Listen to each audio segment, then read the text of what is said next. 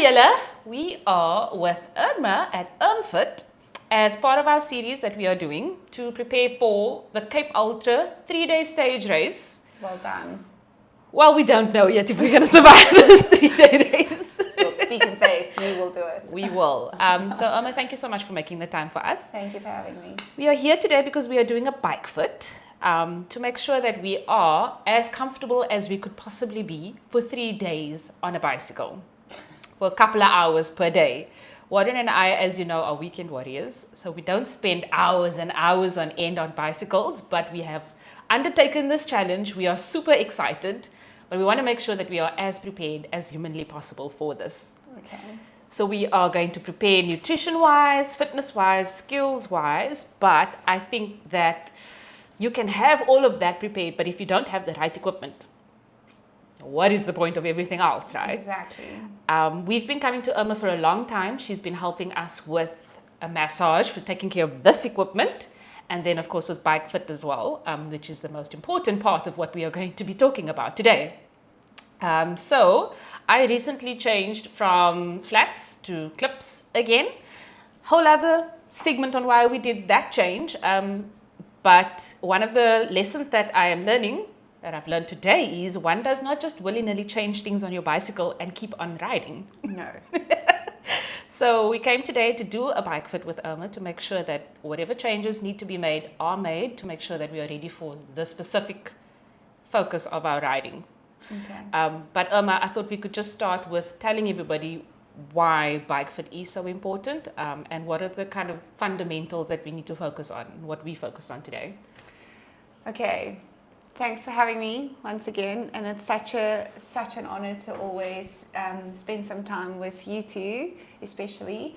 And so bike fits. Why your bike fits? Because you have a body, and if you have a body and you're riding on a thing, the thing needs to always be adjusted to fit your body. At least that's how I see it. I think we all are very uniquely made with our own awesomeness of abilities to reach for stuff and not reach for stuff, or old injuries, female, almost said male versus female, but female versus male, and we all have our own superpowers as well, anatomically wise, and that all has to be honored when you're doing your bike fit. So when we just did your bike fit, for instance, we've established that your handlebars might have been or is too wide. And why? Because you're a tiny, awesome little female with narrower shoulders than your husband. So he can sit really wide, but to get to the same feeling of accomplishment and how you push down on the bike when you go downhill, you don't necessarily need a 790 bar. Mm-hmm. So the principle stays, but the what you need is different.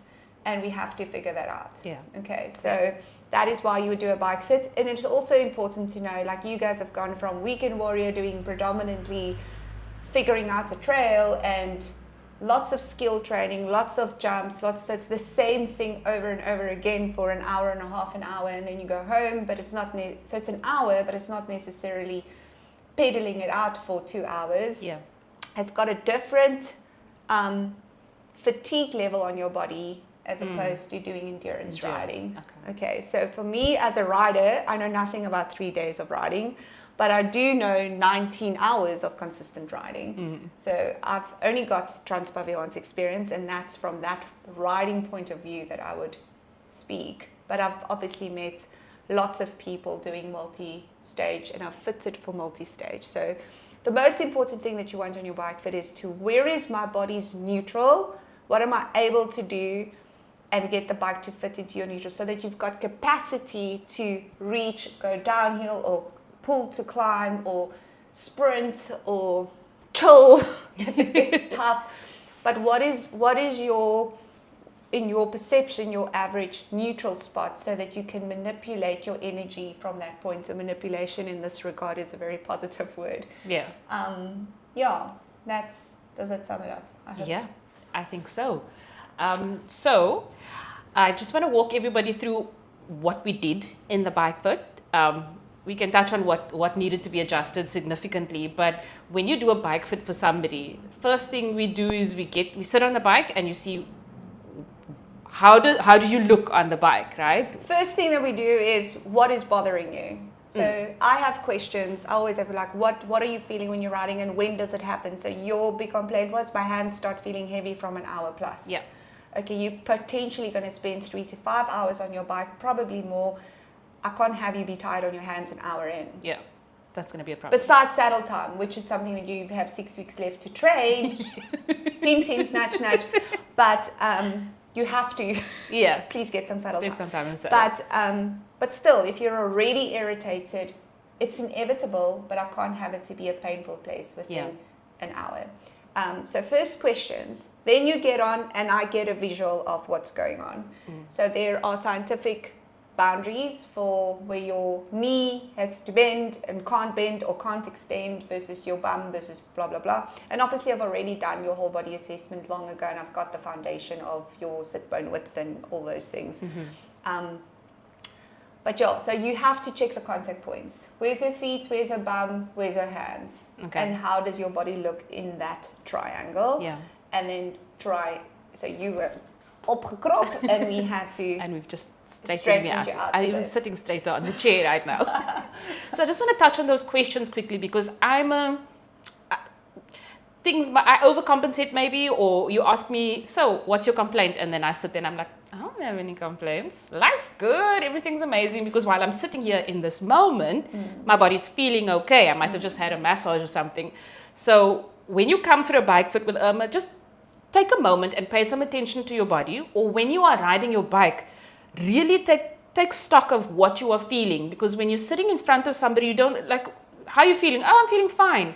But really take some time to think about, how do you feel on your body? You mentioned contact points. So when your body makes contact with that bike, what are you feeling in your hands, in your bum, on your feet, in your knees while you are pedaling? Because I find when you ask when you probe the probing questions, that's when I'm like, oh, wait a minute. So I asked you, does your quads burn a lot? So after you got on, the visual thing, I'm like, you're sitting so low. So your quads burn a lot and you move backwards on the saddle all the time. You're like, yeah, I do that all the time. And I don't know where I don't automatically just sit.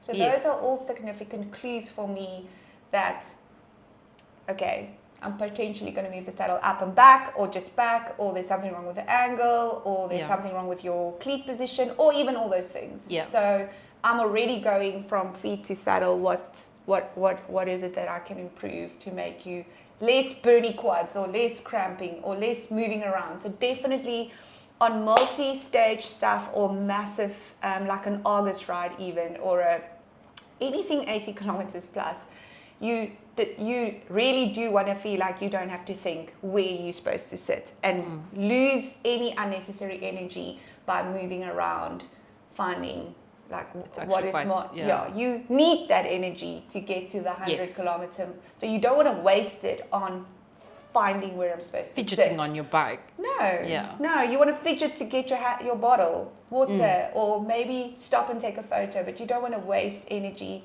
unnecessarily. Really, you don't. So you have to you don't have to know what it means when you take that stock. My quads always burn. It's always, why do I always cramp over here and over here? And and there might be other reasons for it. So that's why I would always do you have a back injury? Do you have all those things? Are added reasons for why you feel stuff, and it's contributing reasonable discomfort. But you sitting too low is unreasonable. Yeah, I hear you. We can just sort it out. Yes. If you have a weak core because you have a 30-month-old baby, and you're crawling around with her, and then your back is sore, that is reasonable. That's reasonable. Yeah. Doesn't make sense. But 5 hours, 3 days in a row is not necessarily reasonable. It's just fun. I hear you. Okay, cool, great. Then the other thing I just wanted to what I've learned today is, bike fits, you're sitting on a piece of equipment, and a lot of things there's science behind it. what I like about the way that you do the bike fit is you'll ask what are the pain points so you know where to focus. But there is a science behind it, right? When we measured my seat height, there was a specific amount of bend in my knee, and you gave me a number of degrees or a range to be within. So while it is about finding what's comfortable on your bike, if you are comfortable because you're overcompensating in a certain way, you won't even know that that's wrong, right?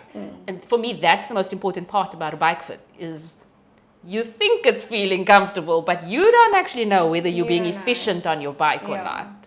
Okay, cool. So that's a great learning. And I want to say that just because you might think that it's going to feel uncomfortable in a certain way. Like I know my handlebars are now too wide, and I've told myself in my head that going any narrower is going to make me feel like a T-Rex, and I'm going to sit like this.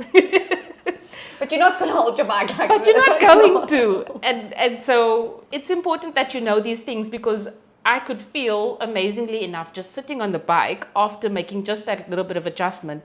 I felt the relief of pressure on my neck and my shoulders, which wasn't a problem in the beginning. If you could anticipate yourself forecasting time on the saddle 5 hours from now, sitting like this, I'm over exaggerating obviously, but versus in the range of your shoulder, and again, let's use the shoulders as an example, because I have a severe arm injury and you don't have any. Yeah. So you can comfortably sit on a 790 handle, or you didn't know that you were uncomfortable until I went like, really? Yeah. Where with me, I had, sorry, there's a mic.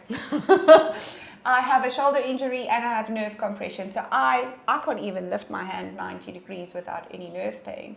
So I'm definitely, I don't even want to show you without, I don't want to take my elbow wide. I don't want to. Yeah. So I sit on a 690 mil bar on my 29er. Okay. And you're like 740 is almost too narrow. Yeah.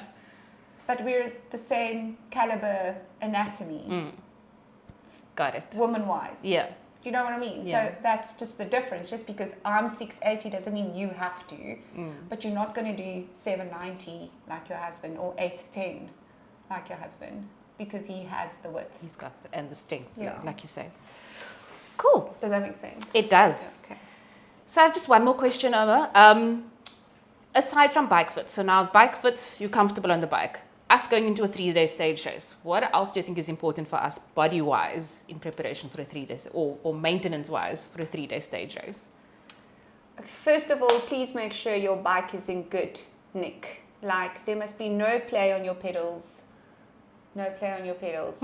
That is knee pain. No play on your pedals. Make sure your shock pressure is right. If the stage race is in a different part of the country, like for instance Sani, if you're going to Sani, you need to recheck the air pressure of your shock when you get up there, because the actual luchtdruk is different from sea level. Okay, I hear you. So people get up there and the whole shock doesn't, like, it's horrible. Yeah. And then the fit feels weird because you've never adjusted the pressure. Okay, so make sure your air pressure is good. Make sure your rebound set. Make sure the chain works. Don't start a stage event with old. So one of my clients had a very good analogy. He said, don't go to war with 2 bullets. Okay, so make sure that is good. Make sure your helmet, all those things are right. Hydrate and eat. Eat real food and drink when you're thirsty. And enjoy it. Enjoy it. But and rest, obviously, afterwards. When you're done, lift your legs. Get the blood flow back to your heart. Yeah. Slower is better. Slow and steady. Wins the race. Slow and steady, so don't stop pedaling, move forward. But when you think you're too comfortable speed-wise, you're too fast. Just go like half a kilometer per hour slower. Keep it and manageable. that will keep your energy for when it really gets tough, because it's going to get tough. Everyone's going to be in a dark hole at some point. But that's what gets you through it. Okay, but if you use 100% in the first 2 hours, you are gonna be in a bad place. You might come short at the end. Yes, you will. Awesome. Thank you. Bye, Dankie. Thank you for your time. Thank you for your expertise and your support very much, Irma. Enjoy your events. I'd love to. Thank you. check everything out. Yeah, please Buy me do. the door. We are going to go at it, and we're going to have the best time, and we're going to post it all online. So keep an eye out for it. Yeah. Thank Catch you. you with the next one. Thank you. Bye.